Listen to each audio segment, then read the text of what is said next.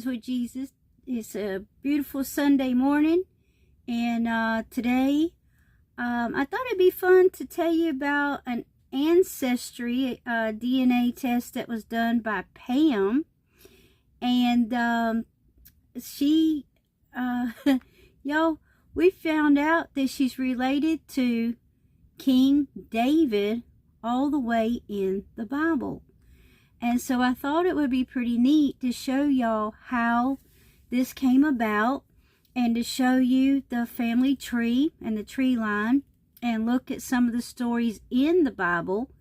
And so if your grandmother was Juanita Tyler, this is the bloodline that came from all the way from King David in the Bible.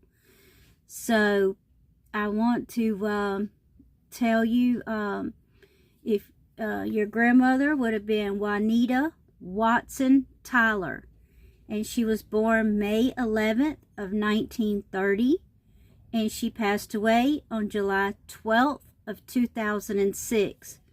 So like I said, it could be your grandmother, your great-grandmother, or your great-great-grandmother. And I had the privilege to know her, and she was something special.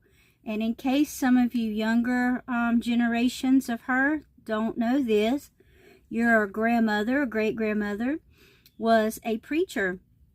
And not only did she preach and teach the Word of God, and she loved Jesus, and she shared her love of Jesus everywhere she had a chance, but she would go to nursing homes and try to boost the morals of some of the seniors there.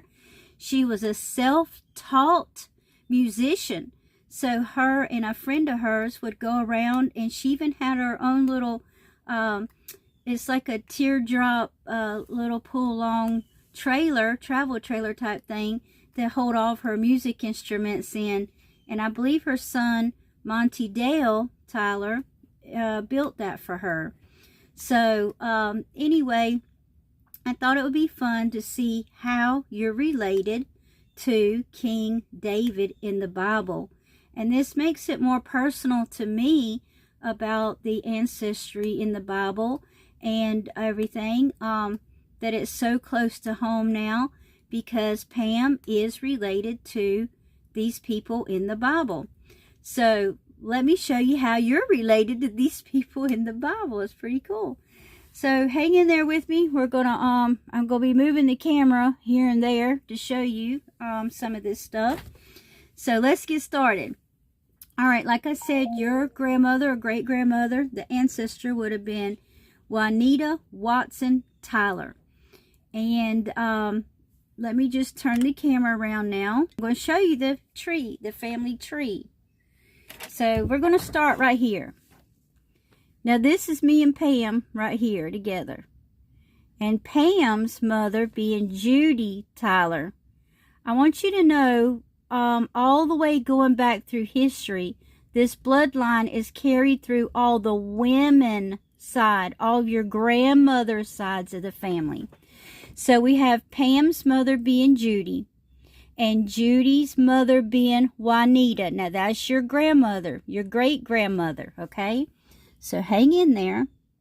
Now her mother, I don't know if you can see this. Let me put this a little higher.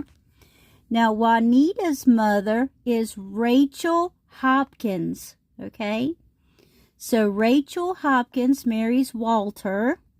Now let's go over here, and we're going to start back down this way. Okay, because here's Rachel Hopkins. So Rachel's mother is Minnie Outlaw. So now we're in the 1800s, people. So this is Samuel Hopkins and Minnie Outlaw. Now Minnie Outlaw's mother is Mary Ratcliffe. And now we're at 1836 to 1919. We have a Curtis Outlaw that Mary Ratcliffe married. Now we have a Mary Ratcliffe's mother was Sarah Ratcliffe. And we have an unknown husband at that point. Okay, now we're going to go back down. Oh, y'all, I'm sorry I didn't show you up, did I? Okay, so when we left Minnie, let's go back. Here's Minnie Outlaw. And her mother is Mary Ratcliffe. Mary Ratcliffe's mother is Sarah Ratcliffe. Okay, so we're going to go a little more now. We're going to start back with Sarah Ratcliffe, your grandmother. Now, just remember, these are still grandmothers. Sarah Ratcliffe, and we have Sarah Rochelle was Sarah's mother. So here we have some Rochelles. Then we have, we're going into, now this is when it jumps to the man's side of the family to follow this tree. We have Sarah Rochelle, whose mother was Rachel Horton, who married John Rochelle. So now we're going to follow these Rochelles. Your grandfather, John Rochelle, of 1760 to 1794, his father was John Rochelle. And now we're going to go back down, because we're going to start back to John Rochelle. So we remember the men, we're going to follow the men's side now. This is your grandfathers. John Rochelle, and then it runs into a Ralph Rochelle at 1600s. Now, this is where it gets real interesting. Let me put this up where you can see it.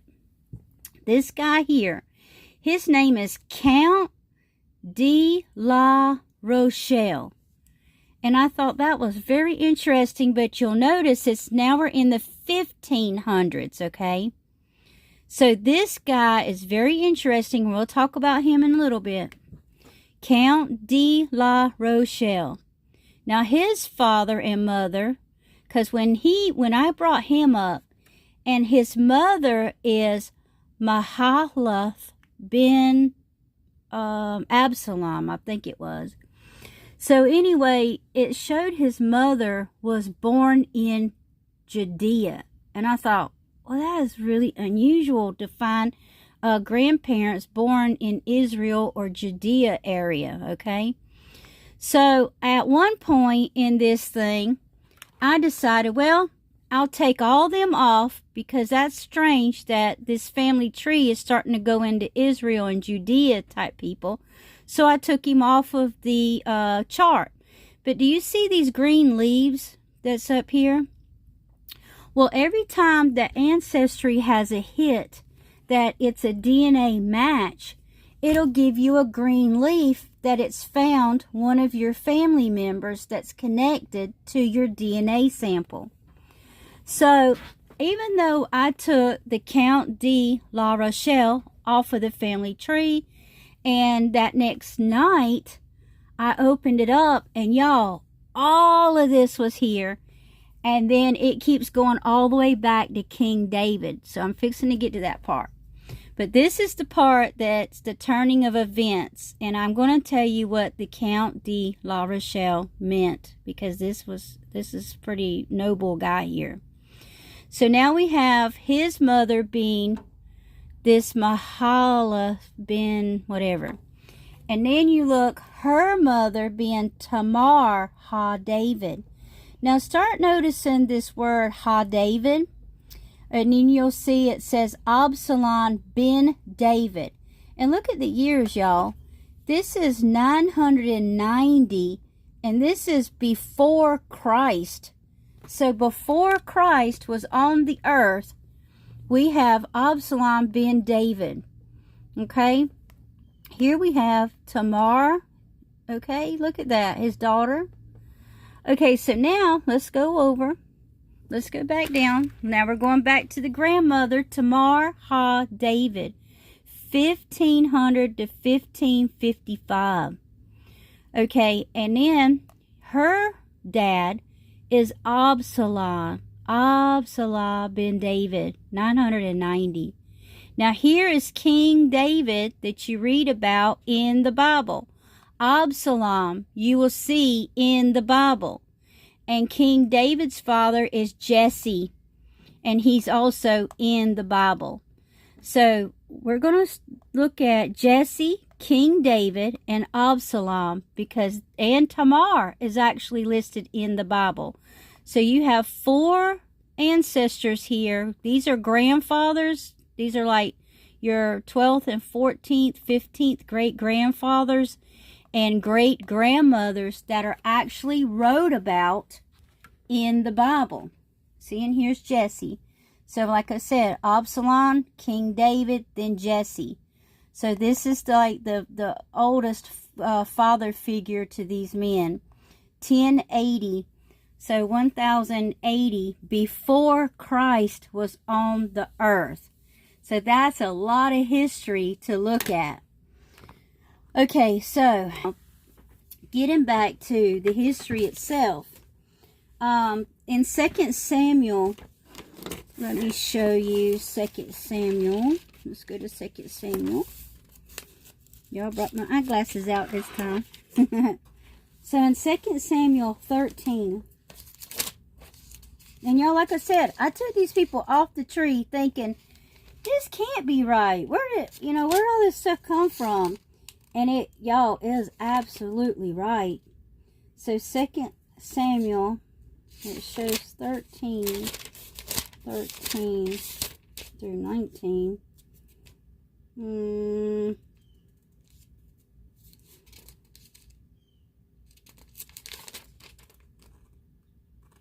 Oh, yeah. Okay, so let me see how to... So I'm going to try to put this up here so y'all can maybe see some of this for yourself. Okay, you see I'm in 2 Samuel 13. And it says, and it came to pass after this, Absolom, so there's your grandfather, the son of David, had a fair sister whose name was Tamar. And Ammon, the son of David, loved her. And Ammon was vexed. He fell sick for his sister. Now, y'all, this guy, Ammon, now they shared the same father. Tamar, Absolom, and Solomon shared the same father, being David. But David had another child, which is Ammon, with another woman. So this is a half-brother. And the story's going to go on, but mainly I wanted to show y'all that these names are in the Bible. Tamar, David, and Absolom. See that? Okay. Now, there's a story about this that Ammon, he actually ends up raping Tamar, his half-sister. And y'all, in those time periods, when a woman was defiled, like through rape and things like that, they would stone her. They would try to kill her. They would run her out of a city and ban her because her body had been, messed with. It had been, her body had been unclean now. And so when the story, and y'all go back and read it, I just showed you where to find it. But before we do that, before I get on to the story, I want to show you this. Let me see if I can find the genealogy. Y'all, most of the time in every book of this, it'll show you the genealogy. Like it'll say this person begot somebody, that begot somebody, that begot somebody. So let me see. Alright, let me go back. Because I want to show y'all Jesse. I want to show y'all that Jesse is in here. He's named in here. Your grandfather was named in here. Now if I can figure out where it's at, y'all. Alright, Jesse.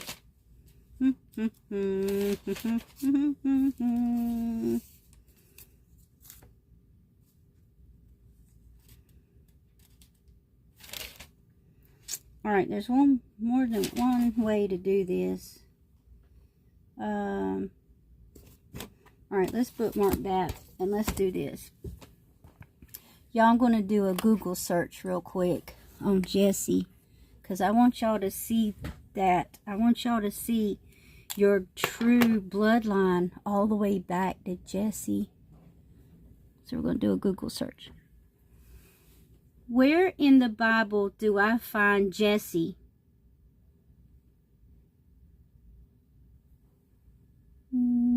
1 Samuel.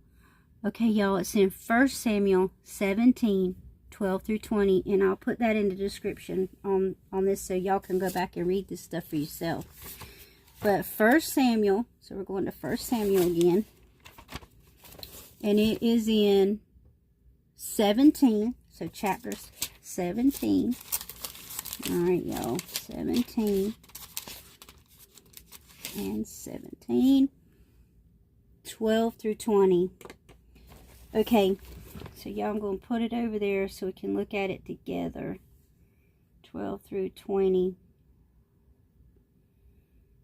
17. Oh, wait a minute, no. I'm going to take it, Samuel. That's not right. 1 Samuel, what was it? 17. Okay, we get there. 12 through 20. Okay, here it is. All right.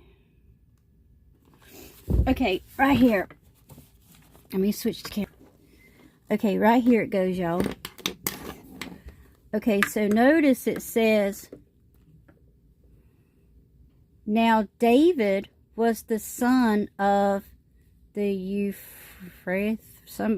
of Bethlehem, Judea, whose name was Jesse, and he had 8 sons. So y'all, Jesse had 8 sons, and you notice now, I want y'all to pay attention to this part. See where it says Judea? So Jesse was a person of this Bethlehem, Judea. Okay, and I'm going to tell you about that in just a minute, but let's finish this. Okay, so it says, the man went among the men in the days of Saul, and the 3 oldest sons of Jesse went and followed Saul into the battle. And the names of his 3 sons that went into the battle were Eliab, the firstborn next to him, Abinah, and the third being Shaham or something. David was the youngest, and the 3 oldest followed Saul. But David went and returned from Saul to feed his father's sheep at Bethlehem. And the Philistine drew near morning and evening, and presented themselves for 40 days. And Jesse said unto David his son, take now for your brethren,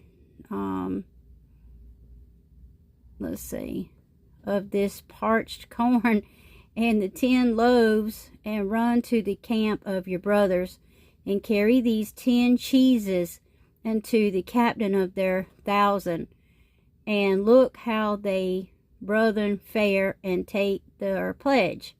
So, and then it goes on how, let's see, David, see right here, David rose up early in the morning and left with the sheep, with the keeper, and took and went as Jesse had commanded him. And he came to the trench, and the host was gone forth to the fight, and shouted for the battle. And this is Israel and the Palestines. See that? Philistines had a battle, an array, and an army against the army. Okay, so you can see all that is that we have a historical account that Jesse was named in the Bible, and David is one of Jesse's sons. Now, your grandfather David was actually a shepherdsman. He preferred to keep the sheep, and he was you know, pretty gentle soul according to some of the scriptures here. Well, anyway, once you learn more about King David, you're going to find that God actually called him into service. He was like, there was a lot going on at this time. The Israelites, or the Jewish people of that time, they were hunting for a king. They were asking God, they were like, look, we want a king like all these other countries have. You know, they wanted a king too. And so God looked upon the land at that time, and he sends an angel out to talk to Jesse, and told Jesse that he was there to get David, that God had asked for David to come and be a king. And so there's a lot that goes on with King David, and y'all, they were just as human as we are. You know, they, y'all, it was said that because after a while, David actually has Absolom, which is your grandfather. He has King Solomon, because Solomon actually takes the kingdom after David. And David, okay, and I know y'all have heard of the temples, and I'm going to put a picture of the temple wall that still stands today. The temple wall that you see today, your grandfather, King David, was summoned to build the temple for God. But he couldn't do it, and God told him because he had too much blood on his hands, because he killed so many people with his armies and war and different things, and God said he had too much bloodshed to build a temple. So King David, you know, through his political strengths of Judea, and he was the king of Israel. He actually done a campaign and earned enough money that he could give his son Solomon, and Solomon actually built the temple. So King David, your grandfather, raised the money to give his son, your other grandfather, and then King Solomon's the one credited for the temple. So the temple wall that, like I said, I'm going to show you a picture of it, but the temple wall that you see today is the same wall that King Solomon, your grandfather, built the temple. Okay? So it still exists. It is there. It is real. Okay, so that's a pretty fun fact. And let me think. What else can I tell you about them? Oh, we need to go back to that guy. Hold on, let me get this guy up. The demon. Hold on. Let's get that other guy. Let me go back to his name, y'all. I forgot how to spell it. Okay, so now, oh yeah, Absolom, your grandfather. You're going to read in a story. Watch this. What happened to Absolom?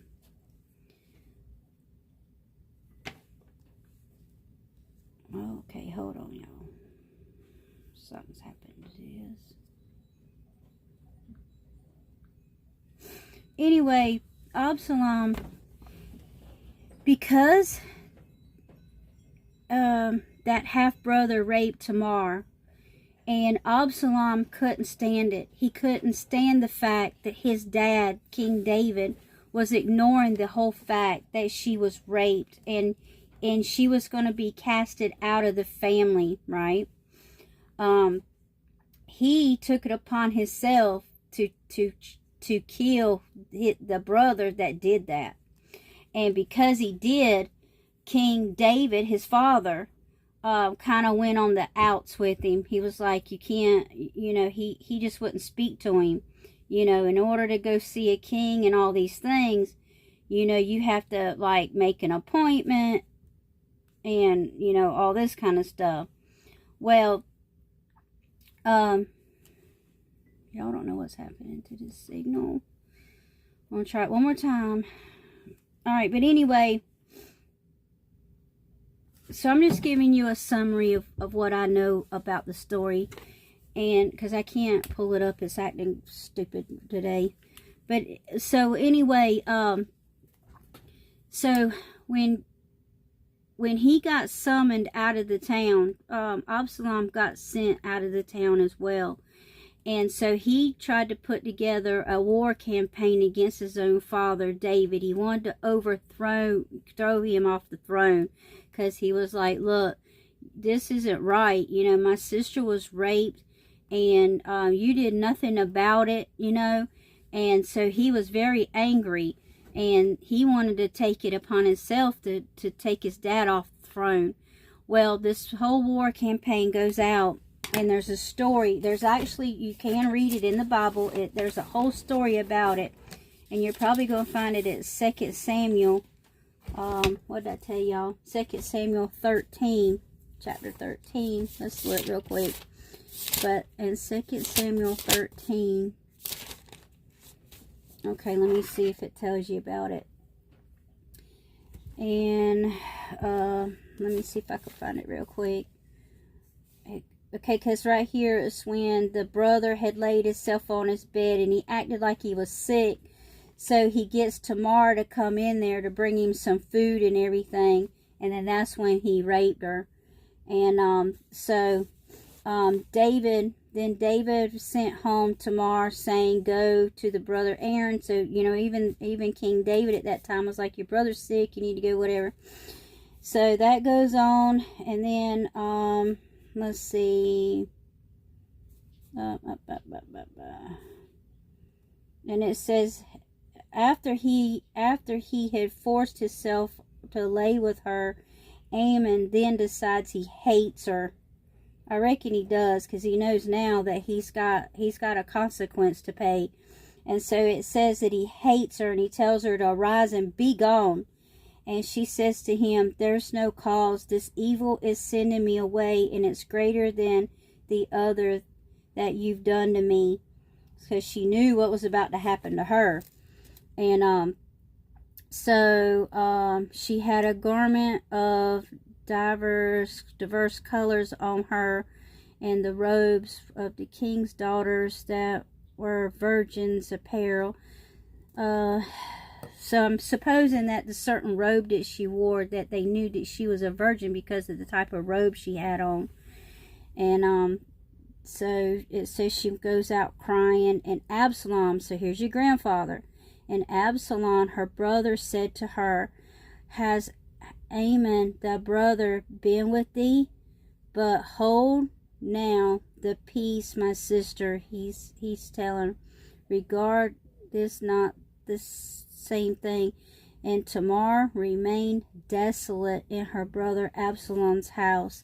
So she went, he took her in to protect her, because he knew she was going to be cast out of, you know, the family, the town, the whole 9 yards. So he took her in for safety. Absolom did. And so Absolom, let's see. Then when King David heard all these things, and he was wroth, so he got angry. And Absolom spoke to his brother Ammon, and neither good nor bad. And Absolom hated Ammon, because he had forced himself to his sister Tamar. So years had passed by, 2 full years, and Absolom had sheep shears in some place. It was beside the Euphrates, and Absolom invited all the king's sons. Absalom came to the king and said, behold, the servant has sheep shears. Let the king, I beseech thee, and his servants go with this servant. And the king says to Absolom, my son, let us not all now go, lest we be chargeable to thee. And he pressed him, and he goes not, and blessed him. And then Absolom, if not, I pray thee, let my brother Ammon go with us. And the king says to him, why should he go with thee? Because, see, King David, okay, so Absolom is preparing to put them all together, like at this feast or a dinner or something. And King David knows daggone well that Absolom has not forgiven Ammon for the rape. And so Absolom presses King David to, you know, let Absolom go, or let Ammon go. We're going to be all right. And so he says, his servant saying, mark ye now, when Ammon's heart is merry with wine, and when I say to you, smite Ammon, then kill him. So Absolom gives his servants the instructions that we're going to pretty much get this dude drunk, and then when I tell you to kill him, you kill him. And fear not, because I have commanded you to do it. And be courageous and vigilant. And the servants of Absolom did unto Ammon as Absolom had commanded them. So they killed him. And then all the king's sons arose, and every man got himself upon his mule and fled. They were like, oh, this is too much. This is a family drama here. This boy done killed his brother. And they just took off. So King David finds out about it, and he tells him, so they come to the king. Absolom has slain all the king's son, and there's not one of them left. And the king arose and tore his garments and laid on the earth, and all his servants stood by with their clothes rent. And Jonadab, the son of Shemeth, which is David's other brother, answered and said, let not my lord suppose that they have slain all the young men and the king's sons, for Ammon only is dead. So they're saying they didn't kill everybody. They just killed Ammon. And for the appointment of Absolom. So they're saying that Absolom arranged it because of the day he had forced himself on the sister Tamara. And that's the reason he got killed. So the Lord the King takes a thing to his heart, and to think that all the king's sons were dead, because he was thinking, well, all of them's dead, you know, but that didn't happen. So Absolom then flees, and a young man that kept the watch lifted his eyes and looked, and behold, there came much people by the way of the hillside behind him. So anyway, y'all finish this story, but just to summarize for you, eventually Absolom, your great-great-grandfather, he ends up leaving the city because he doesn't end up seeing eye to eye with his dad, King David. He can't understand why King David was like all okay with this, you know. And so anyway, he ends up, how Absolom dies is running this campaign to try to overthrow his father from the throne. He ends up, they said he had this lush, beautiful hair. They said Absolom was one of the most handsome in all of the city. And y'all gotta think, he was from Judea. So all of the city of Judea and Israel, of that area, he was the most gorgeous guy in all of the city. So anyway, he's running on his horse, and his hair gets caught in the tree, and it swipes him up off of his horse. And because it comes to a war between King David, his father, and Absalom's own, you know, military group. They both have military groups. And so King David had instructed his soldiers, do not lay one hand on him. Don't kill him. You can, you know, apprehend him. You can capture him, but don't kill him. Well, it ended up that Absalom's hair got caught up in the trees. He gets swiped off of his horse, and he gets killed there. So a lot more goes on to this story, and I hope that y'all can read it. And some people find it hard to read the King James Version because of the way the wording is. And so sometimes it's okay if you want to try a different version, like the NIV version or something, because some of the words are more like the way we speak. But just be careful when you read different versions to simplify. I want you to always go back and recheck yourself in the King James Version. But like I said, this is y'all's history right here. This is Jesse. This is, you know, King David.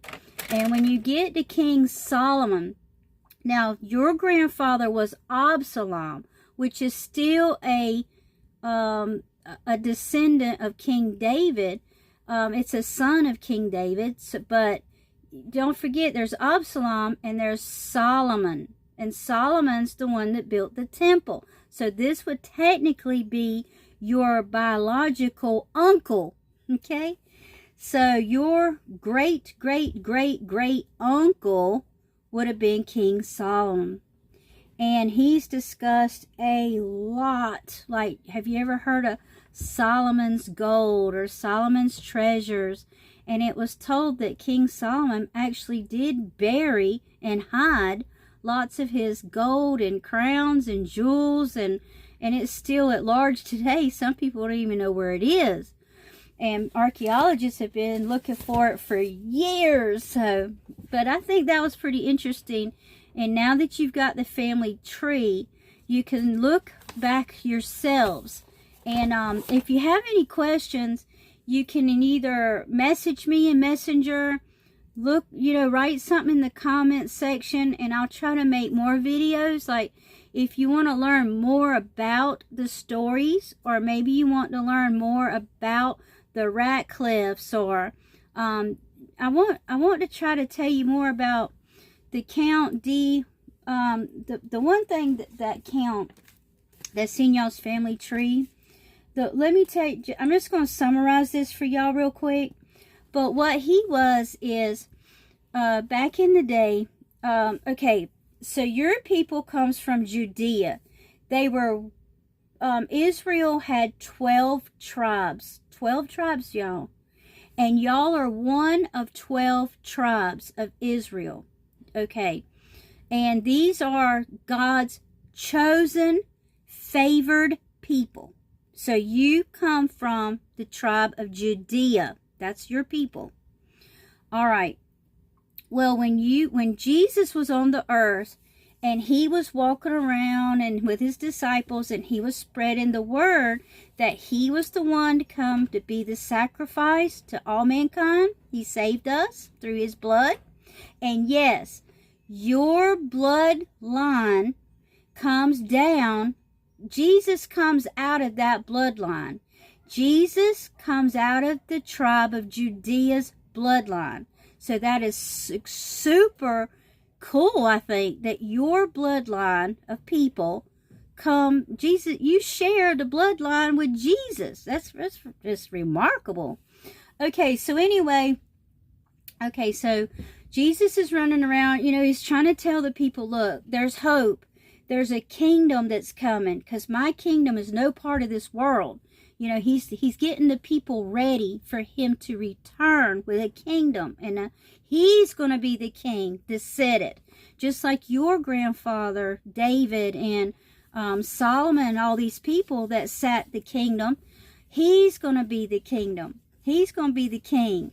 So y'all can kind of put that in perspective. Okay, well, there was a little gap of period of time from the time Jesus got sacrificed on the cross, okay?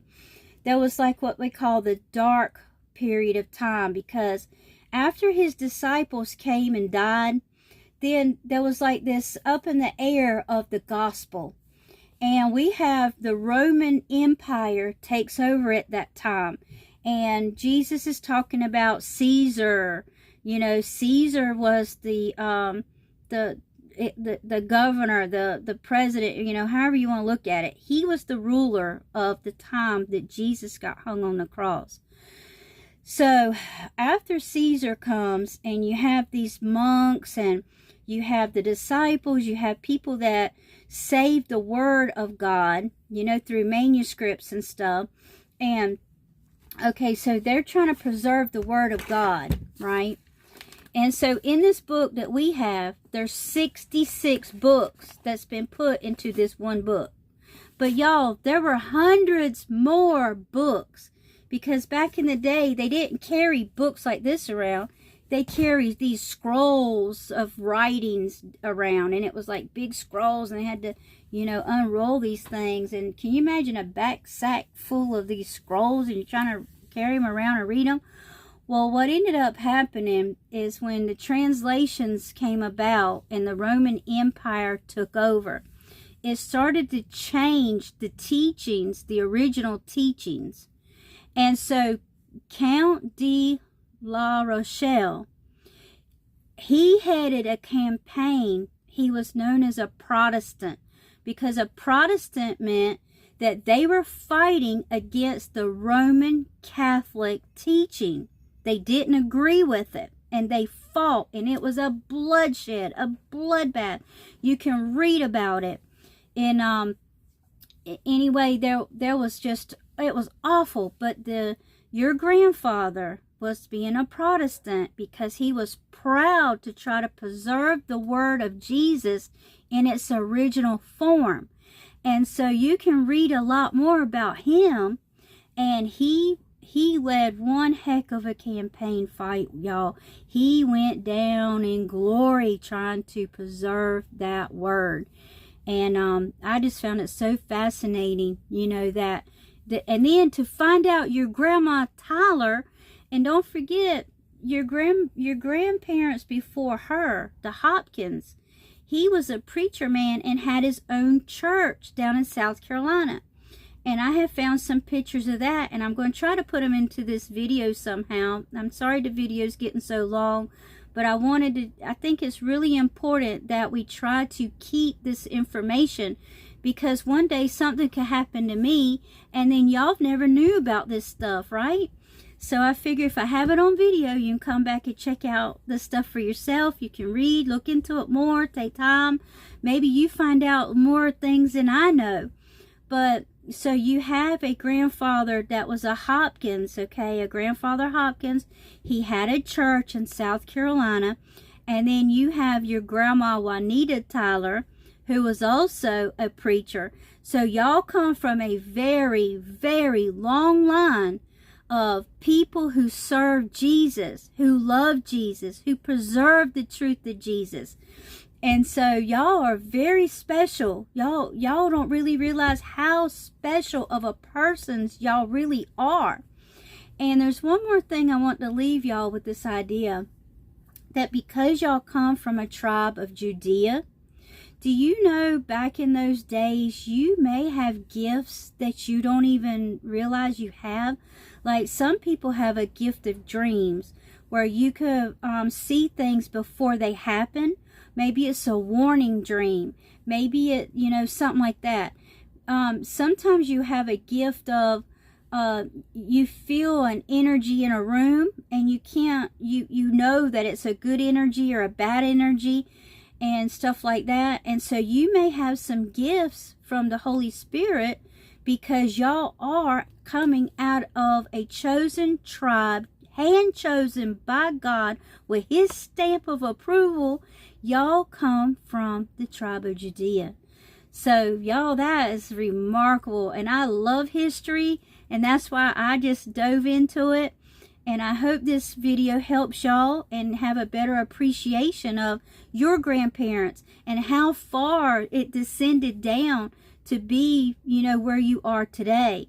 And maybe y'all can pick up where your grandparents left off. Maybe y'all find Jesus, and maybe y'all ask him to come into your life and to help you, because Jesus is on his way back, people. And we want to be ready. We want to be able to tell him, hey, we learned all this stuff about ourselves, and we took up the cross for you, and we just started trying to make the truths, we tried to set the truths again, because Christian teachings today is so polluted that people are missing the mark on what religion really is and what it should be and what the whole message is. So y'all, I hope this helped you, and I hope you dig and do some more research. And if you find out something interesting, you better let me know. Okay, y'all have a good evening, and we'll talk again soon. Love all of you.